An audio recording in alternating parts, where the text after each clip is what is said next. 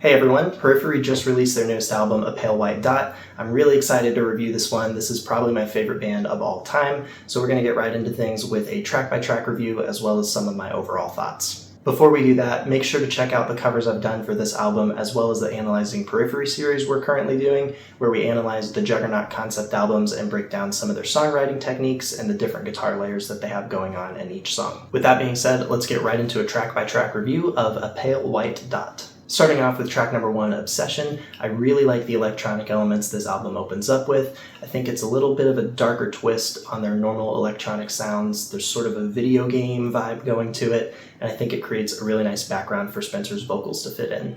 The first heavy section we get feels very Haunted Shores-esque. There's this blast beat going on and this descending chord progression, and I really like that the song just flips back and forth between these two tones. It's a really nice contrast, and I think it makes the song feel unique. Towards the end of the song, we get a more melodic idea, and I think it builds into this section really well and delivers a nice chorus to wrap things up. There's also a nice syncopated breakdown at the end, and overall, I think this song just has so much to offer that you would usually expect from Periphery, with a slight twist on things to show that this is a slightly new sound that they're going for.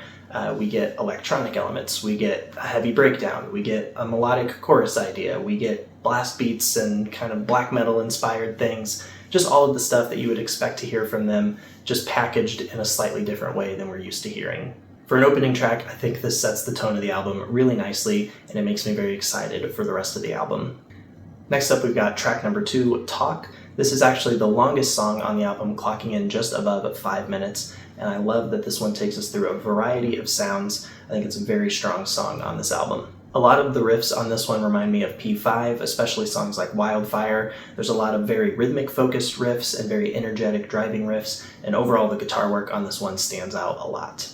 The first time the vocals come in, there's this background riff going on. It's very syncopated, it's very disjointed. There's these random interruptions in the guitar riff. It's a very unique sound, and I think it works really well. We also get some electronic elements that lean into a similar sound as the first track, Obsession. I really like this direction that they're going with the electronic elements on this album. This song is also the first one on the album to have a real proper chorus that comes back a couple of times. I think Spencer's vocals are a real highlight on this section and showcase just the power that he has. I think their melody writing has also taken a step up on this album, and the choruses feel much more memorable this time around. After the second chorus, we get a breakdown section, which for me stands out as one of the stronger riff-centric moments on the entire album. This is more of an overall thing, but something I think they do really well on this album, and especially in this song, is that they play with more common structures that you would expect to hear in more modern metalcore music, but they add their own little twist to things that just makes it feel familiar but still fresh, and it still sounds like Periphery and their signature sound. If you really think about it, this song is structured as verse, chorus, breakdown, bridge, and then an outro chorus. And most modern metalcore songs follow a very similar structure, but what they do in this is, instead of just copy and pasting the verses, they change little things about them. So in this song, for example, verse 2 has a short little solo, and the bridge section is this electronic section that spends a little more time fleshing things out and building into that final chorus than you might be used to hearing in more typical metalcore songs. Overall, I think this shows some really strong songwriting capabilities on their end, and I love that they're able to take these familiar song structures and just do their own twist on things. Next up, we have track number 3, Mr. God. This was the first one released as a single for this album, so it's the song that we've had the most time to listen to and digest compared to the rest of the album. For me, this song ended up being very similar to Atropos from P5. That song was also released as a single and also is very groove-focused, very repetitive. But for me, when that song came out, I thought it was fine, but on repeat listens and learning it on guitar, something about it really clicked. The grooves felt very nice. There's a good energy to the song. Same thing happened for me with Mr. God. It took a couple listens to click, but once I kind of found the groove, learned it on guitar, broke it down, it really clicked for me, and I think the song is very fun and very energetic.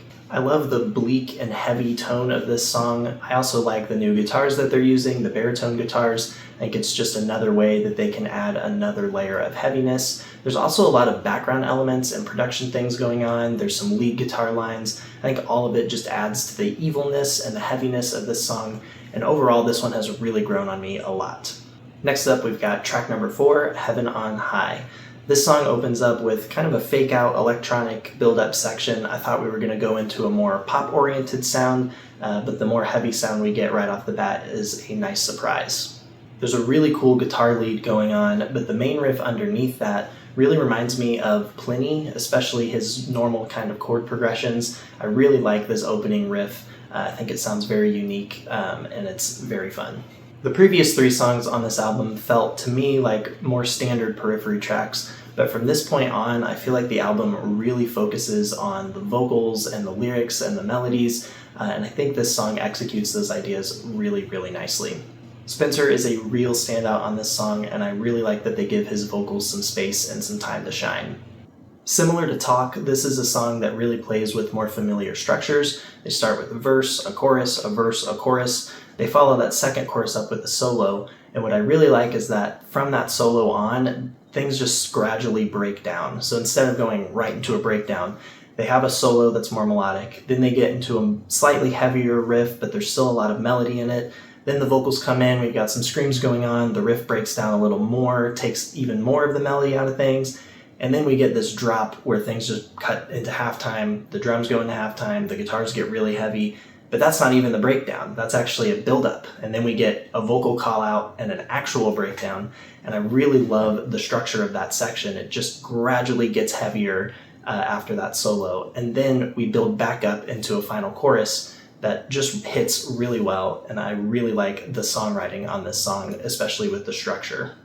Next up, we have track number 5, Unlocking. This is the first song on the album where I start to have some complaints. As I mentioned with the last song, they're really starting to focus more on vocals, lyrics, melody writing, but for me, those elements on this song just do not work. Some of the lyrics on this one, especially the lyrics in the chorus, really do not land very well for me, and we spend a lot of time of this song in these exposed vocal moments where I feel like Spencer is really overperforming some of the words. He's doing a lot of things with the way he pronounces the words and a lot of things with his tone, and I just don't think it lands very well. While this song does not focus as much on the instrumental sections, with all of that being said, all of my complaints about the vocals, there's a section in this song that is actually probably one of my favorite sections on the whole album, and it's the breakdown section we get around the 2-minute mark.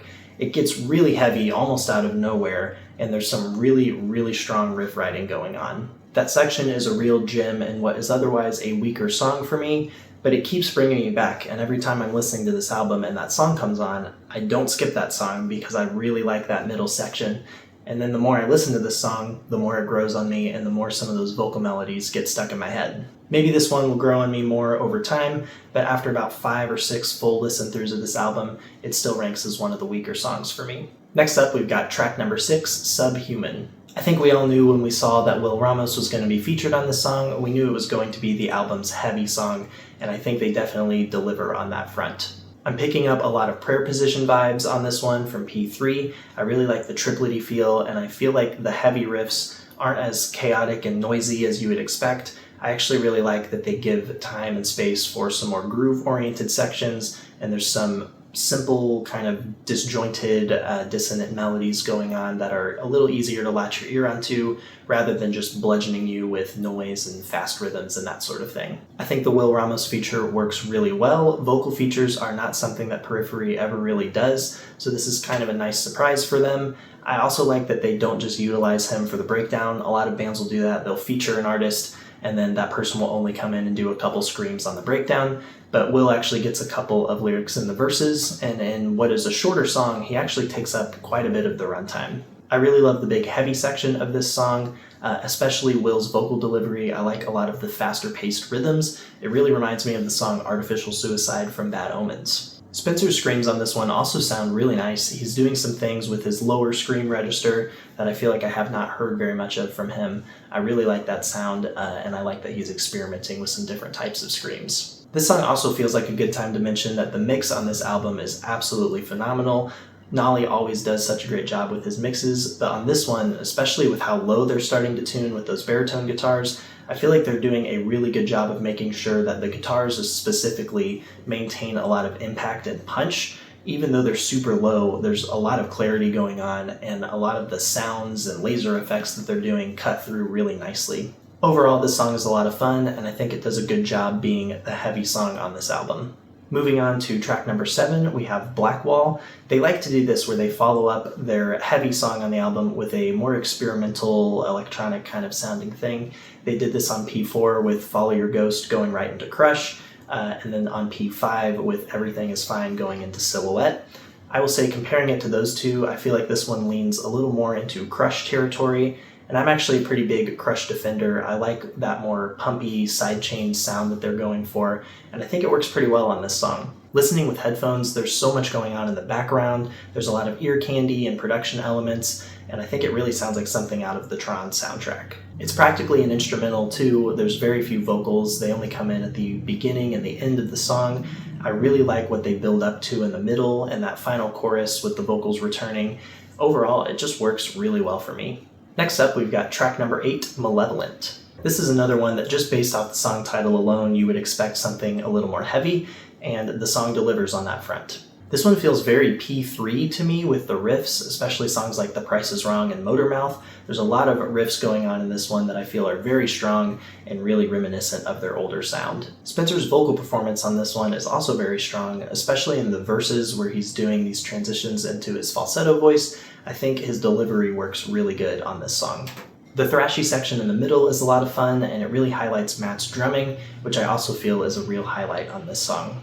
There's also a short moment towards the middle where we get kind of an electronic break from things, but there's some more orchestral elements thrown in there too. It's kind of this dark, eerie sound, and I really like that section. I feel like this song is going to get overlooked, especially with heavier songs coming before it, and then more melodic songs that we'll talk about coming after it.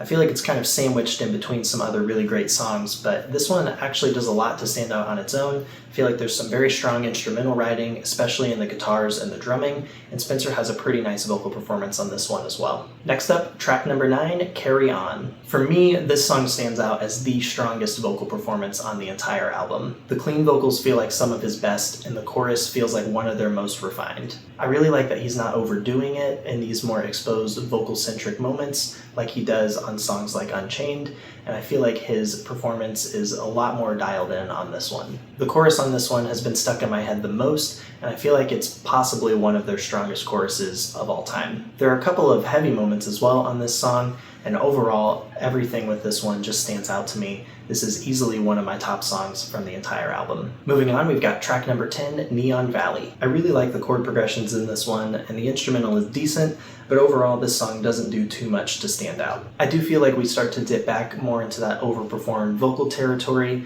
and the vocals on this one just don't stand out as much. The second half of the song gets into something a little more unique with these blast beats and this more unique sounding chord progression, but overall I don't feel like this song goes anywhere super new, especially being one of the longer songs on the album. I think it's actually the second longest song.